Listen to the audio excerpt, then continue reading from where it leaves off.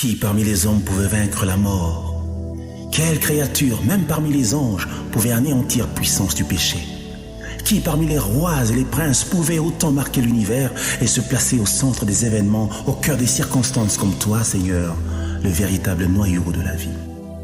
Et désormais, tous ceux qui aspirent à l'éternité n'ont de repère qu'en toi. Tous les grands enjeux de l'humanité ne trouvent une issue véritable qu'en toi.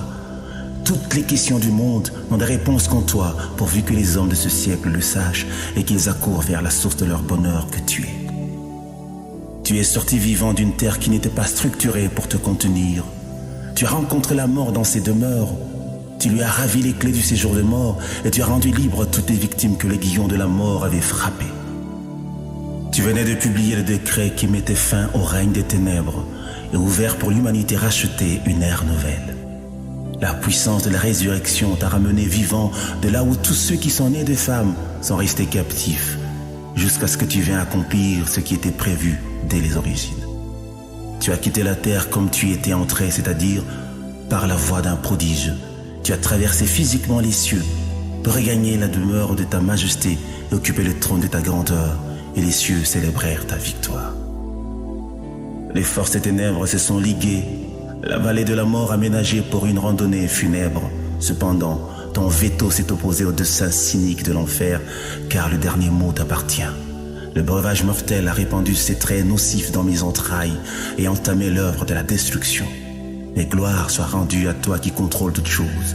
Tu m'as souverainement rendu la vie afin que je vive essentiellement pour te faire plaisir, vivre pour t'aimer, vivre pour te célébrer encore et toujours.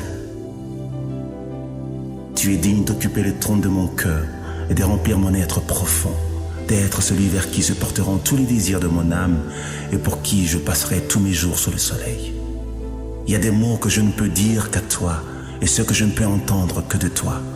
Comment ne pas aimer l'amour qui se fait aimer et qui déploie toutes ses vertus pour demeurer ancré dans les racines d'un cœur planté en toi? Comment ne pas enlacer l'amour incarné, vivant et parfait, qui manifeste toutes ses tendresses dans l'intimité de nos cœurs attachés pour la vie? Comment ne pas se réjouir d'un bonheur si réel, si puissant et si vrai, qui se vit mieux qu'il ne se raconte?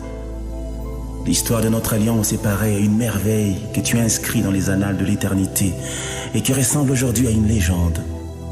Je suis issu du tronc de l'arbre de vie et planté comme une vigne de l'Éternel pour servir de signe de présage à cette génération et porter les fruits qui seront servis à la table du roi, aux noces de l'agneau, sous les airs de l'adoration. J'aime t'adorer, Seigneur, et proclamer ton amour, car c'est pour cela que tu m'as introduit sur la terre, vivre pour t'aimer et annoncer aux hommes que tu as créés que tu es Seigneur, digne de notre louange.